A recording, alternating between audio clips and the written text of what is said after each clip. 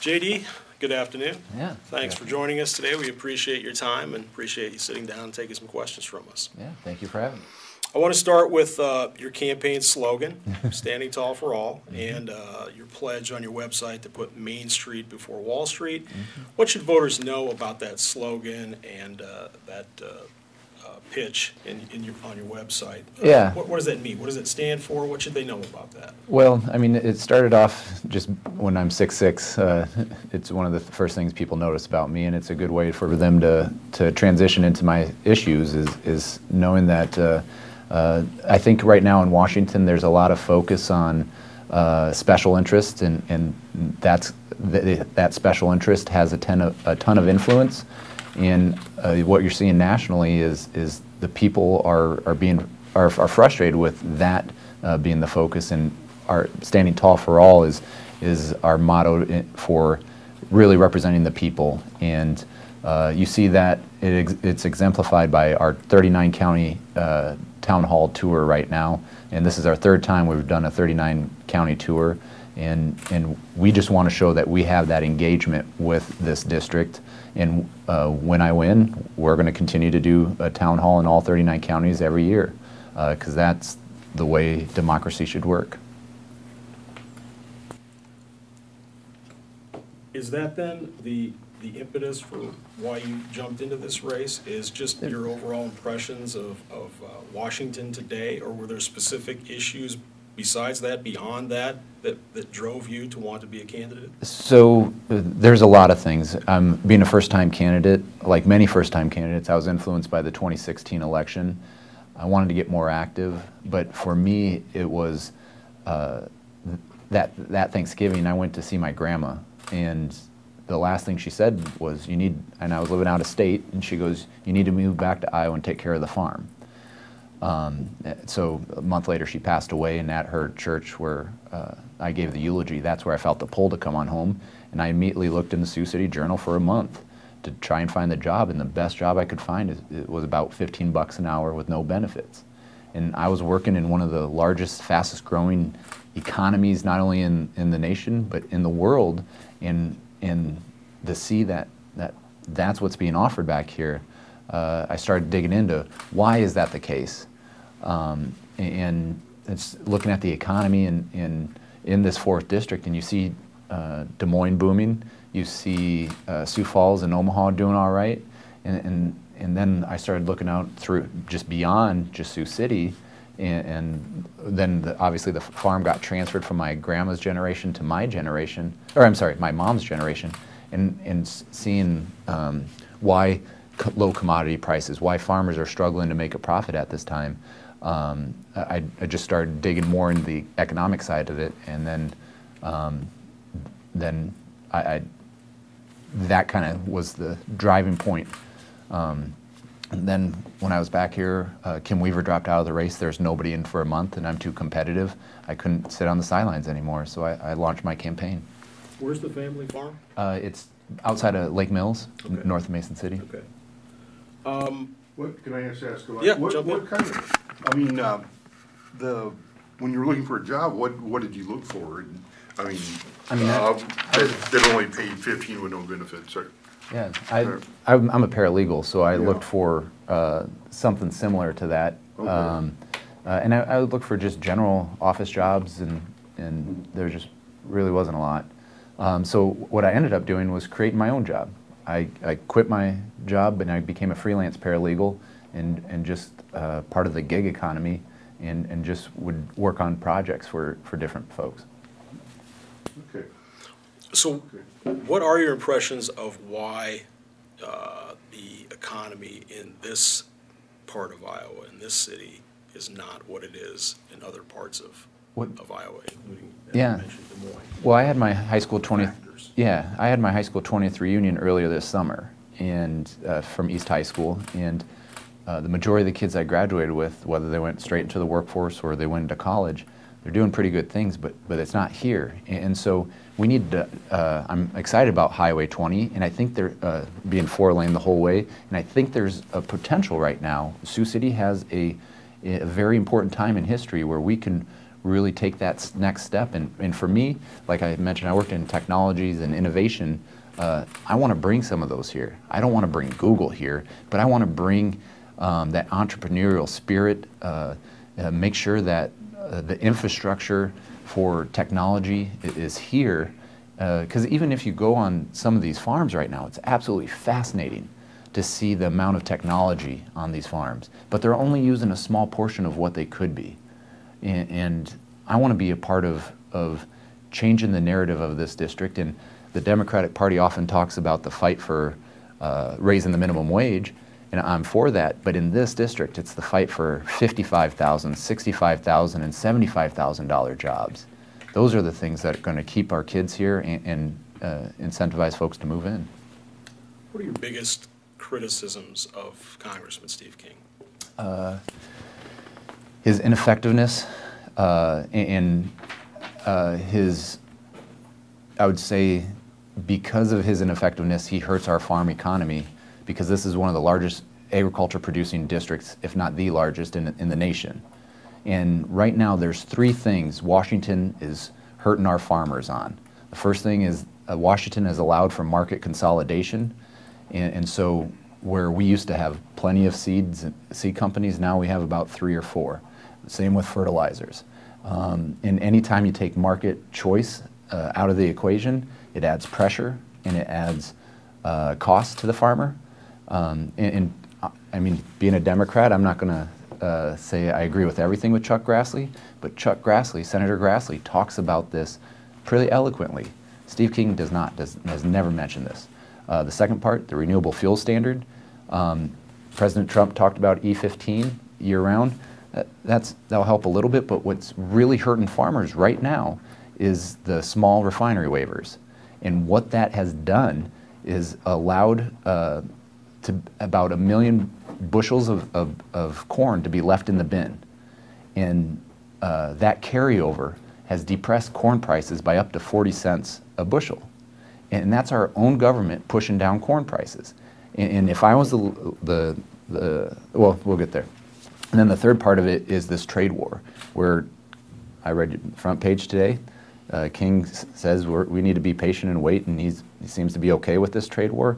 I absolutely oppose it. You don't see New York real estate getting hurt on this. You don't see Texas oil getting hurt. You don't see Silicon Valley getting hurt. We're bearing the brunt of this trade war, and we need to end it. We need to it's just, and then you see, it took 30 years for us to get into China with some of these markets, especially with soybeans. If they're going down to South America, who's down there? It's the same multinational companies that are here. So we really need the 4th District to have a leader in agriculture and fighting for the Iowa farmer. And you look at the Farm Bill. Where's the Farm Bill?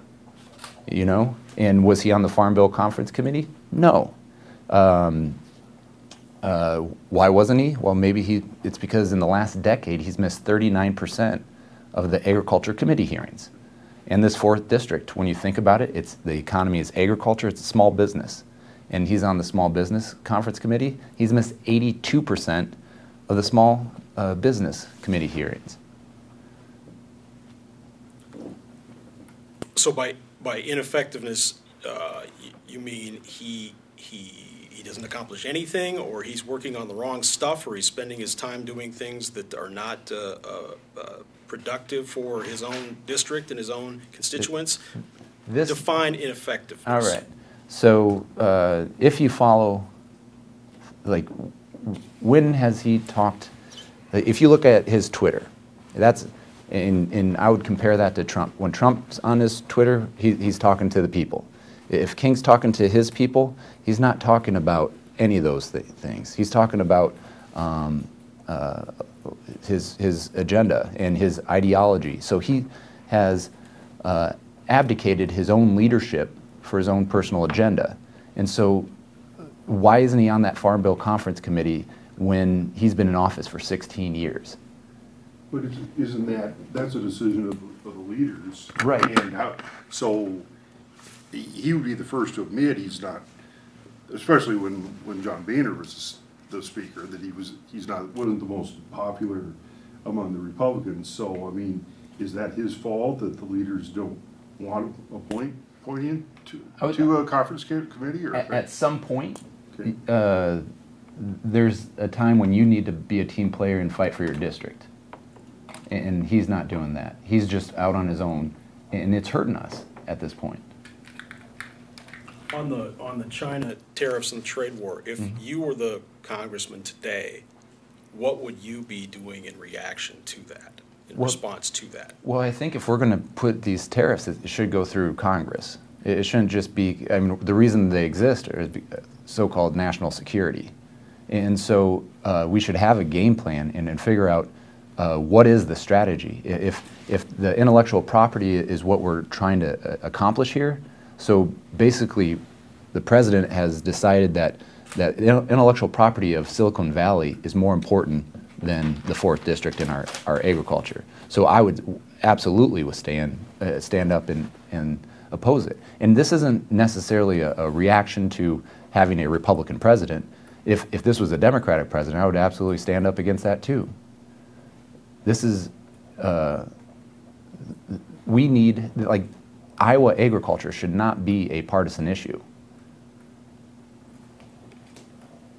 So in your view, he is not a leader on what arguably would be the #1 issue in this largely rural, largely agriculture-based congressional district. He is not a leader in the area of agriculture, in your view. And that's exactly right. And as I go around talking with farmers and agriculture groups, you see that. Like, an incumbent should have all those groups wrapped up. I've had to turn down money because we don't take corporate PAC money. I've had to turn down certain money from certain ethanol groups because I said, I respect your willingness to wanting to contribute to us, but we don't take that. Because they look at King, especially with his endorsement of Senator Ted Cruz, who's the #1 enemy of the ethanol industry. It's big oil and Ted Cruz. So you hear from and you feel from the renewable fuel industry in this part of Iowa and across the state. Right. They do not view him either as a leader I'm and a not gonna proponent and advocate for renewable fuels. I won't say everyone, but we've definitely met with quite a, Some who do yep. not. And that's part of our coalition of how we're going to win this race. You mentioned the coalition, the consolidation for things like seed and other farm interest.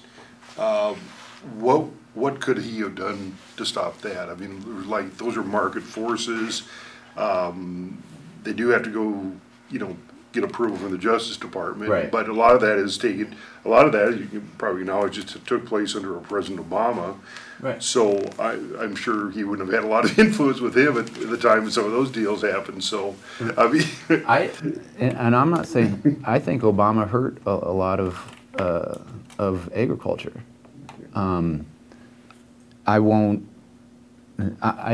not going to jump all in and say he was absolutely horrible, but I will say, like, I'm frustrated with where we're at with market consolidation right now. There's a lot of blame should be put on both sides of that, absolutely. There is an opportunity to just hold antitrust laws accountable, and both parties have failed the American farmer, I feel.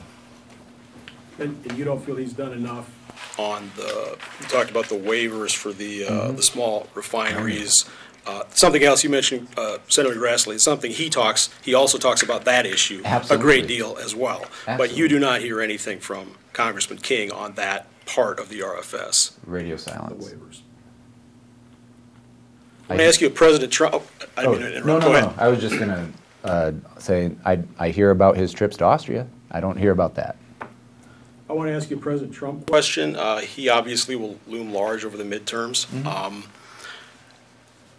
When we interviewed Congressman King, he basically gives President Trump, for almost his first 2 years in office, I think we asked him for a numerical rating on a scale of 10, and 10 being the highest rating he could get. He gives him a 9.5. Yeah. I'm wondering if you could give him a number, what would it be? And then beyond that, do you view him as a friend of agriculture?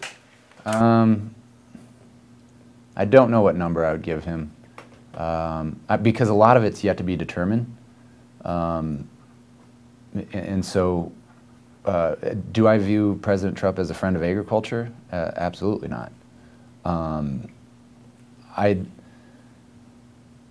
don't see the E15 year-round is something he campaigned on, but at the same time, when you let the ethanol industry being run by its competitors, the oil industry, and the oil industry is dictating a lot of what's happening in ethanol, and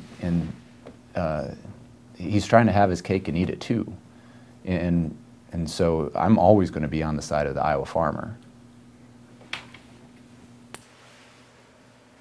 But no numerical number that you're willing to share. I don't have a number. Right.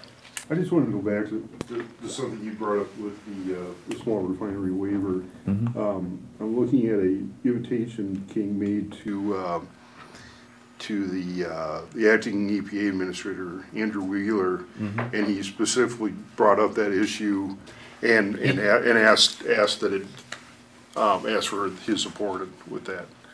Was that the letter he sent with the Yeah, other? it was in July, back in July. With so. the other representatives? Yeah. Well, no, this was His his own? Yeah. Oh. I thought so.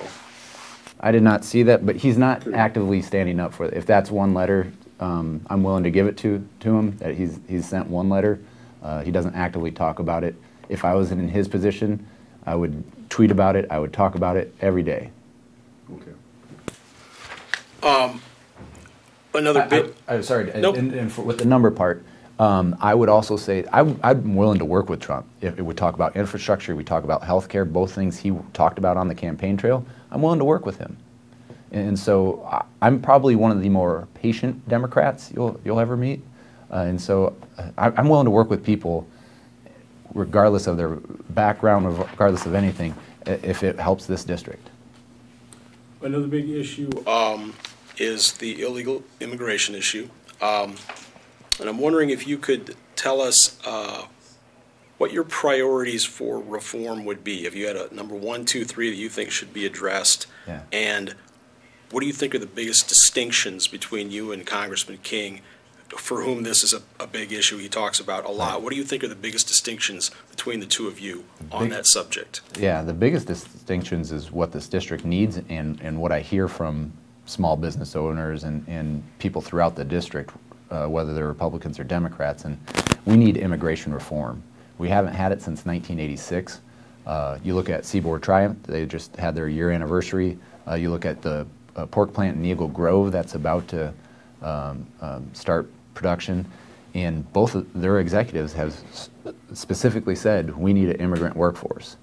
I was in Greene County last year for the harvest, and they needed Landis, their grain co-op down there, needed 39 employees to help with the harvest, and they didn't have one American citizen apply for that job. And so there is an absolute need here. And here's one thing that shows how off our current representative is from this district. And what we need in this district is a modernized visa program that helps year-round workers when it comes to farm labor. Because right now, the visa programs are meant for the coasts and just seasonal folks. And then you see 90% of Americans, over 90% Americans, are for DACA and for the DREAM Act. They support that, but that can't be put on the floor. And it's because of people like Congressman King. And when 90% of Americans want something and that can't get passed, that's a failure of our democracy right there. And so I'm for secure borders. I don't think anybody, well, I'm for secure borders, but we do need a pathway to residency, and we do need a pathway to citizenship. There's a woman, when we did our first town hall in Storm Lake, she came up to me and said, I just become an American citizen, and it cost me 17 years and $17,000. Like, the system's broke. The system's really backlogged, and we got to find common sense solutions, and that's what I'm willing to bring to the table. Wall, it's talked about a lot. What's your view on that? You know, if that helps me get to what I just said there, I would find some sort of support. I don't think it's logical. I don't think it will cure a lot of what's happening. If it means modernizing our borders and more security, I think there's other options than just having a wall. But I'm willing to work with folks. And the DACA program, you support the DACA program. Yeah. What are other parts of, I said maybe a top 2 or 3 components within that hugely complex topic that you think, you know, are right for reform right off the top? You're right. Yeah. What would those be? The modernization of the visa program? I mean, that's what this district absolutely needs. But I think America needs to find a solution for the 11 to 14 million undocumented people in this country, because that's 3 to 4 the size the population of Iowa. And to do what Congressman King wants and to get rid of everybody, America doesn't have the money to do that right now, and they would collapse our economy. He talks a lot about rule of law, and that all of his positions on the subject of illegal immigration are based in support for the rule of law, that we have laws and we're not enforcing them. How do you respond to that? Well, he doesn't get to dictate what's right laws and what are wrong laws. I firmly believe in the rule of law myself, and I also believe in people, and yeah, he likes to think that he owns the Constitution and the rule of law, and I disagree. But the devil's advocate would say, but if there's a law and it isn't being enforced, or if you come into the country illegally, you've broken a law. Yeah, well, should you be rewarded for that? Well, I'll say that the renewable fuel standard is not being enforced. Where is that?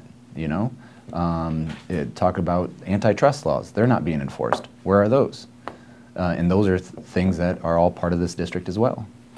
Do you think he spends too much time talking about this subject? Absolutely. I think he spends too much time in Austria, and he spends more on international travel than the rest of the Iowa delegation combined, including both senators. You talk about fiscal conservative or fiscal responsibility.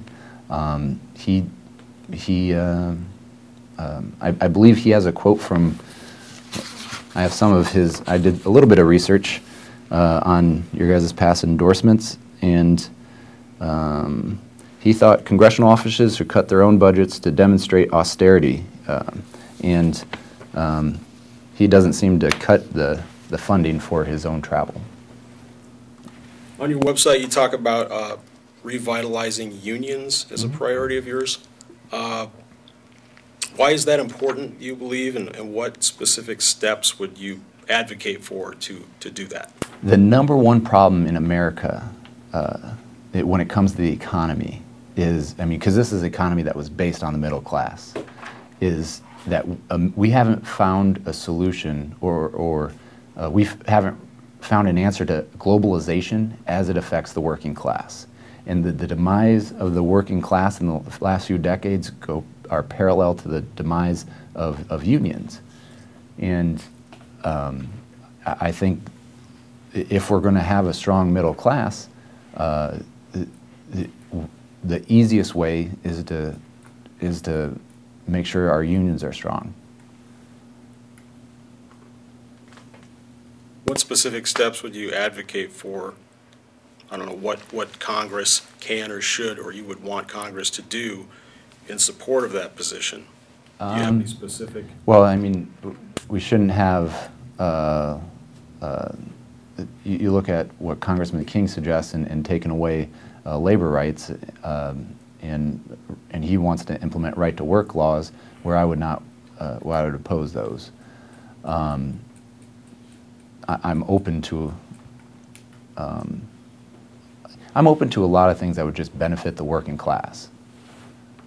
Wasn't that typically a state issue, like in Iowa, which has a right to work law? Right. But he's trying to make it federal, and he's proposed things, I believe. federal minimum wage, you want to see the federal minimum wage raised. I think Yep. it's $7.25 today. Do you have a number in mind? You know, I don't. If it is something, I know there's a big push for the fight for 15. If it's something like that, we would need to do definitely a tiered step process, and I think that's what most people suggest who are for that. And like I mentioned, the fight in this district is the fight for $65,000, $75,000 jobs. And how do you believe the country would be benefited by raising in a tiered fashion the minimum wage? So the average 30-year-old right now makes what a 30-year-old did 30 years ago. So there's just a wage stagnation, and that's absolutely what I see in this district. If you want a $10 an hour job or $10 to $15 an hour job, there's a lot of those, and we're not seeing that next level of jobs, and I think that's the thing that this district is so desperate for. Healthcare, another huge issue in the country today. The Affordable Care Act. I'm assuming, obviously, you don't favor repeal of the ACA. Right. Your approach would be more to make improvements within the ACA. So I guess the question would be, specific parts within the ACA do you have concerns about that you think should be addressed? Well, there's a lot of undercutting it, and the costs right now are too high. What we see in this district are costs are going up, and inaccessibility is becoming more prevalent. So we got to make sure we continue with accessibility. What I want to see happen is we put in a public option. Once we put in the public option, ideally that stabilizes the markets. I want a Medicare buy-in, especially for folks 55 plus, to allow folks who want to retire to do so. I think a Medicare buy-in in general could help small businesses compete with corporations, small businesses who can't offer the benefit packages. And then we got to get a handle on prescription drug prices. That's something that we need to deal with. The two big things that I thought the ACA did very well was, one, protected pre-existing conditions, and we absolutely need to protect that going forward. And the other part of it is they took away the lifetime payment limitations. In your position papers, in addition to what you just outlined, you support eventually getting to a Medicare for all, Yeah, a so-called it's a tiered Medicare. process. Yeah, Yep. Obviously that would be a big, that's a lot of outlay to fund that versus, maybe not versus the current system, but if the government did provide that. So is Medicare what it is now, if it becomes Medicare for all? I mean, it's considered now, retirement for the elderly. I hate to admit it, but I'm at 55 myself. But I like a lot of other people have paid in Medicare tax for many years, Right. and if there's some, as most have suggested, there might be some kind of payroll tax to fund Medicare for all. Isn't that aren't people that are near retirement getting kind of double whammy to fund what they would have been entitled to anyway once they retire? Well, there's not anything on the books quite yet. I don't know. I mean, that's obviously, there's going to be a lot of issues. Yeah. That's why I'm not saying that we need to do it tomorrow. I think there's a step process. I might be naive, but I am confident that if we have the right folks in Congress that push for what I just suggested on the immediate steps, that President Trump would vote for something like that, or accept something like that. Because we don't know. I'm not in the prediction of seeing or in the game of trying to figure out what Trump wants, but he wants wins, and that's what we see. We could get him a win on healthcare. He ran on universal healthcare. Mm-hmm. Okay. And like I said, I'm willing to find solutions. But right now, when I don't know if you guys noticed, I brought Sioux City Sioux here, my RV, my Winnebago RV that I live in, pretty much. when I go and fill that up, and Lord knows I keep the ethanol industry alive and well, almost every gas station has a donation box. And that donation box is for someone who just got sick or somebody who got in an accident. And we live in the wealthiest country in the world. We're already paying the most per person, and even before the ACA, we were paying the most per person out of any Western developed country. We're not getting a very good bang for our buck. We need to find cost-effective ways and more access. And then, yeah. Okay. So. Go ahead, Mike. The tax cuts package passed by Congress last year, if you had been in office when that bill was passed, would you have voted for it?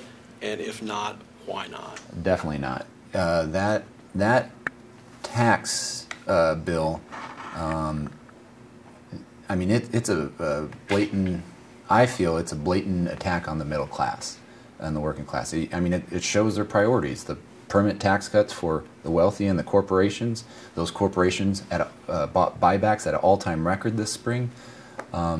Whereas I think I just saw something recently where what was the stat this morning? Do you remember? 67% said they hadn't seen an increase in Yeah, their paycheck. 67% haven't seen an increase in their paycheck. 60% of working Americans.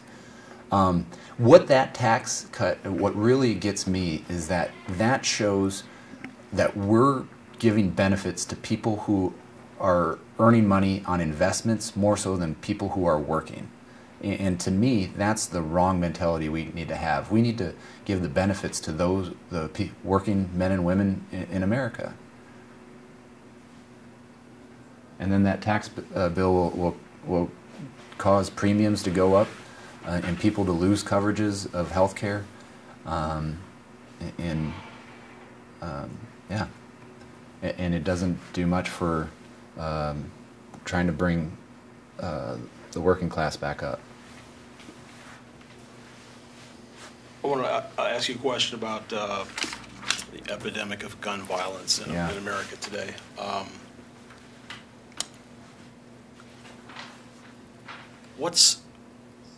There's no easy fix. There's no easy answer. There's no easy solution. There isn't. If we do this, it will end. But what priorities do you feel need to be addressed in response to what is an epidemic? Right.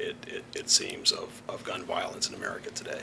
I think, I mean, for the last 20 years, the Center of Disease Control was not able to it was against the law for them to study gun violence.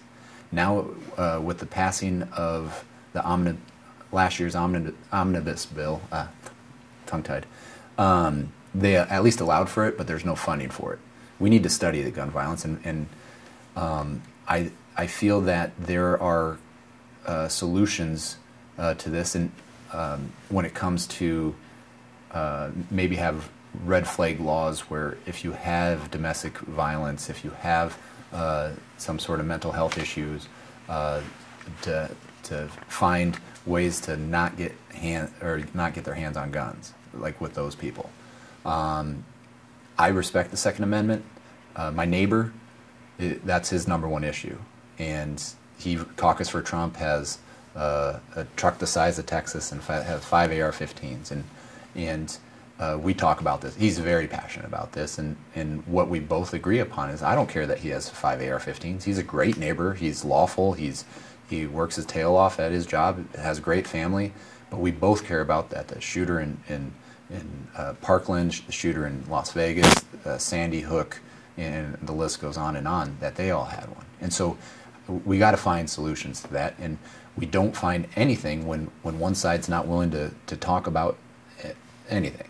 And so, and we're very polarized in this, but I feel there is common ground that we could reach, and maybe it's ammunition, finding solutions through that, or you hear 97% of Americans are for expanding the background check.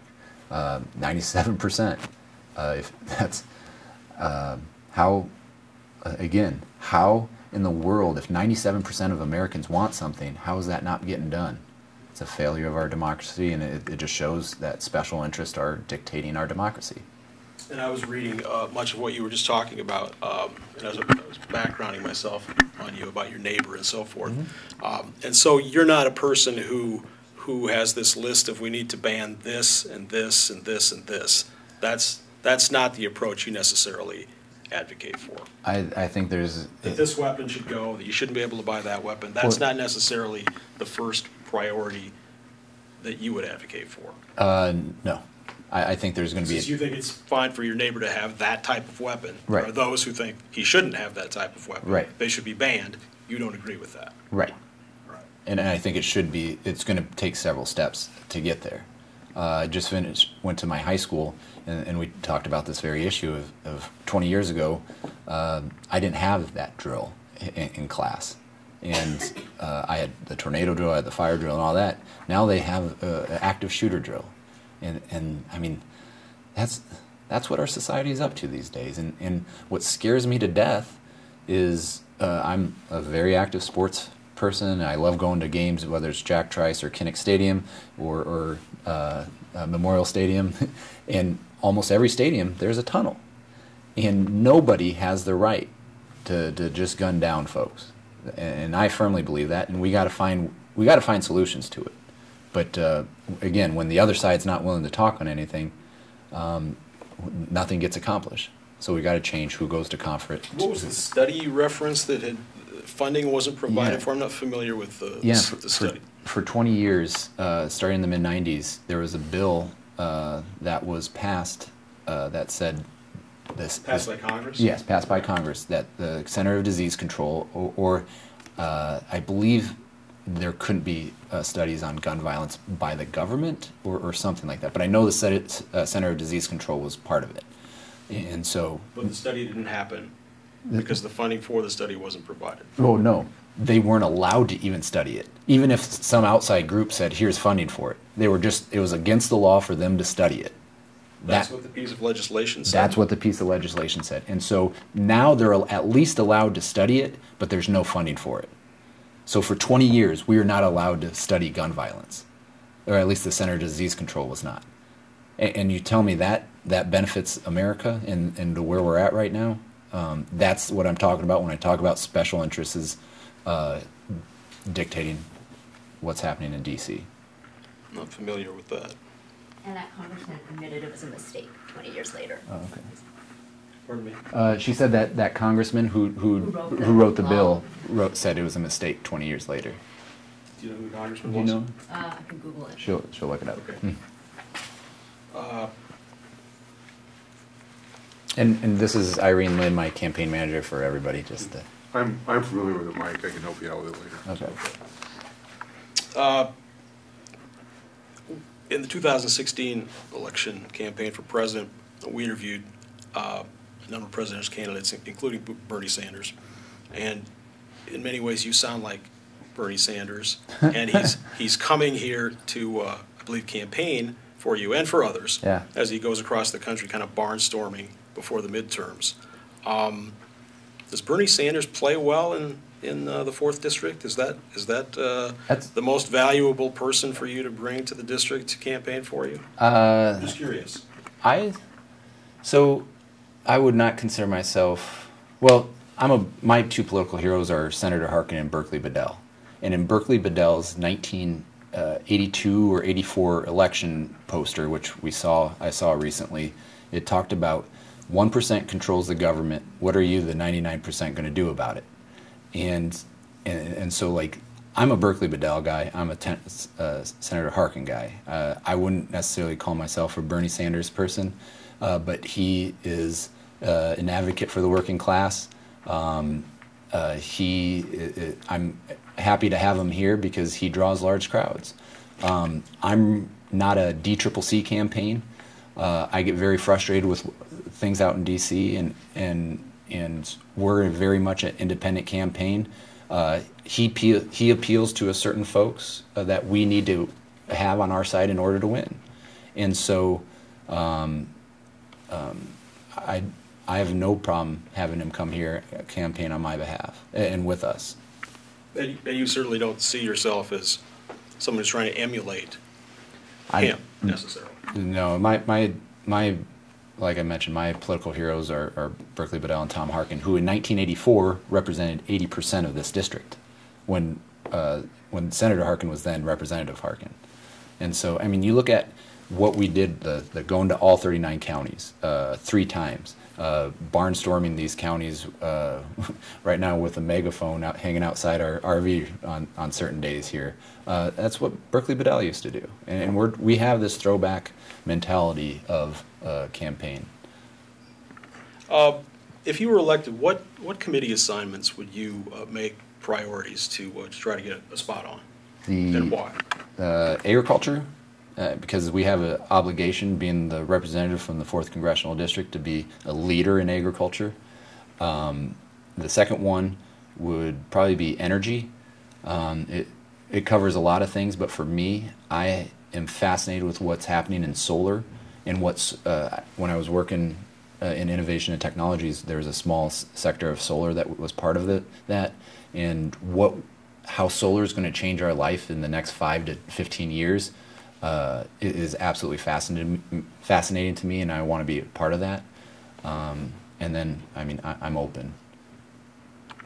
But those would be numbers 1 and 2, yep. ag and energy. Yep. What would you say, and maybe somebody's expressed this to you in the campaign so far, but what do you say to a voter who says, I'm hesitant about casting my vote for you because you've never run for or held elected office at any level before this, and you immediately want to go straight to Washington, D.C. Yeah. and serve in Congress? What do you say to that person who would be hesitant for that reason? I just let them know that I see what they're talking about, but at the same time, like, what this democracy is about is engagement with the people, and we don't have that in our current representative. We have a current representative who is not doing public events for the most part, not doing town halls, and not willing to debate me. And where I am going to have a level of engagement that this district hasn't seen in years. You see even just the customer service level of what a representative should have when something happens to people, and having those regional office, having that engagement with their constituents. That's something that I'm going to do. I will show up in all 39 counties, hold a town hall in each county, and look my constituents in the eye every year I'm in office.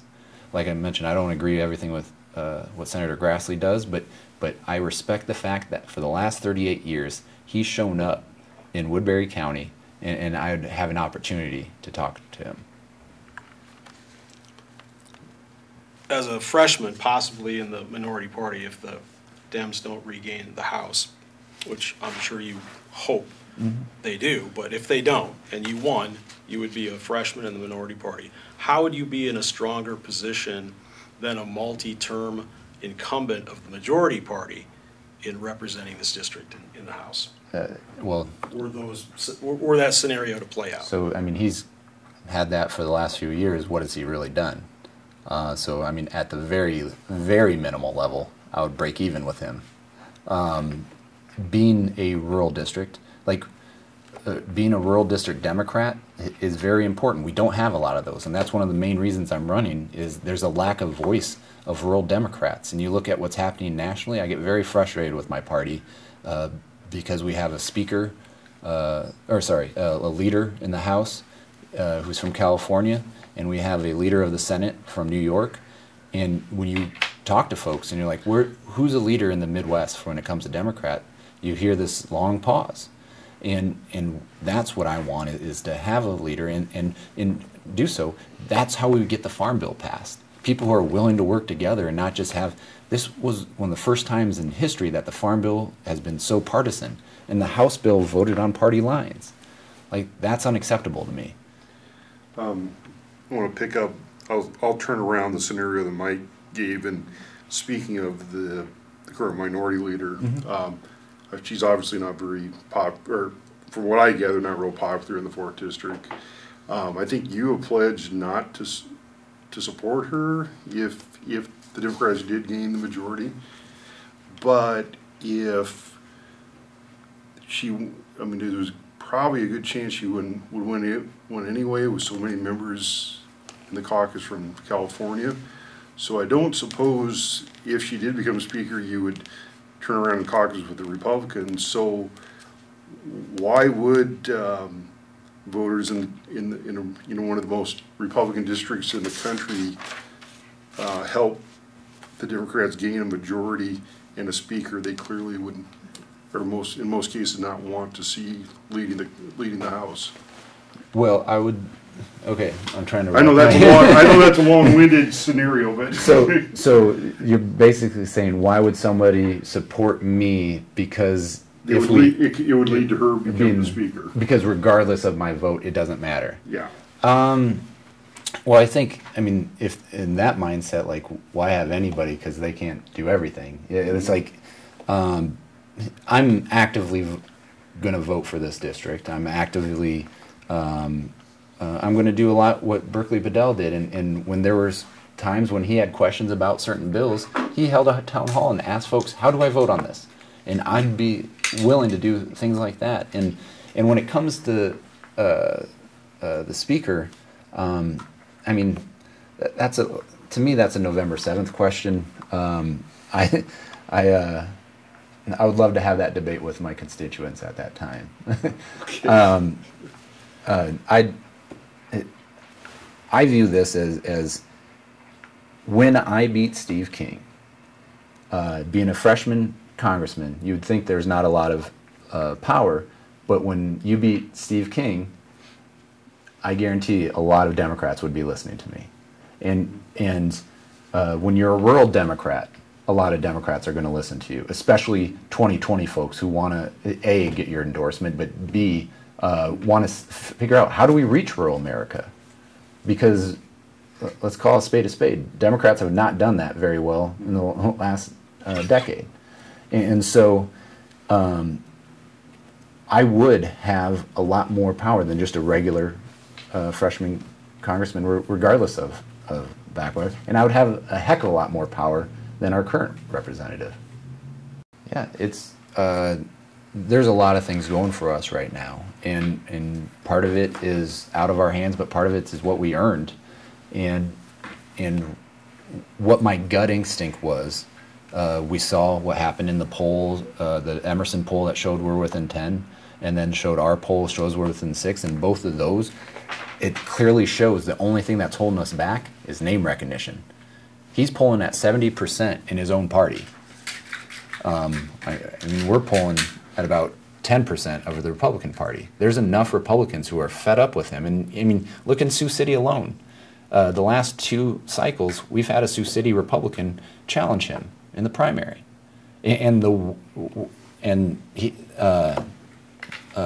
Cindy Hansen got 25%.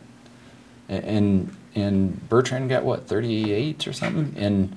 And there's enough folks who are out there who are frustrated with him, and there's enough agriculture folks who are frustrated with him.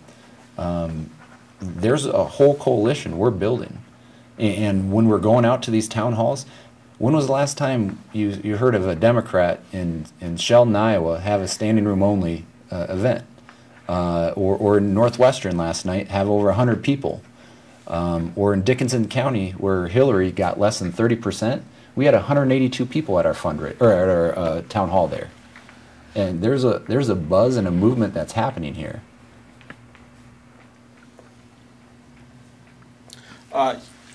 You already alluded to this somewhat. I had that as a question, so I'll let you expand on it now if you'd like. And I was going to ask you, who are influential people to you who have served in office that you would like to look to and pattern yourself after, and who you admire? You mentioned 2. Yeah. So if you have others, go ahead and mention them as well. But if you wanted to expand on why you admire those 2, yeah. I'd like to give you an opportunity to do that. So with Senator Harkin, and growing up here in Sioux City, I just wanted to play baseball or basketball. And God bless my mom. She wanted to make sure I was well-rounded. And she brought me to see Senator Harkin when I was 10. And then I couldn't really comprehend what a senator and like the significance of that was until I was older. but just seeing, hearing not only what he stood for, but how Senator Harkin had, when I talked earlier about having those regional offices that really helped the constituents and really were customer service based.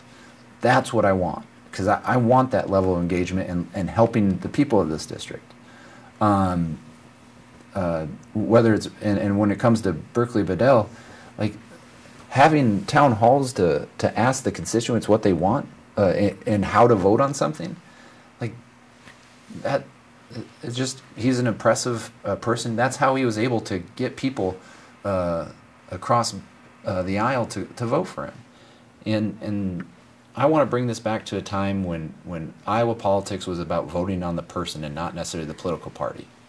And both of those exemplify that for me. We're coming up on the hour. We said we would try to stick within. Yeah.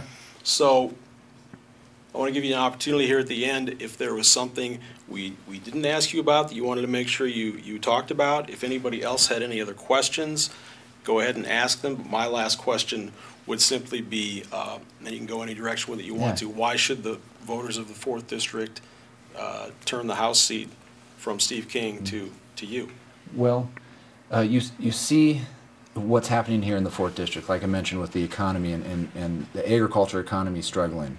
And if we re-elect Steve King, it's the same old, same old. Is he going to find solutions to health care? No. Is he going to find solutions to raise the minimum wage or just wages or to help with wage stagnation? No. Are we going to continue to lose our children to move elsewhere for opportunity? Yeah. Where I'm the contrast. I have a vision for this district.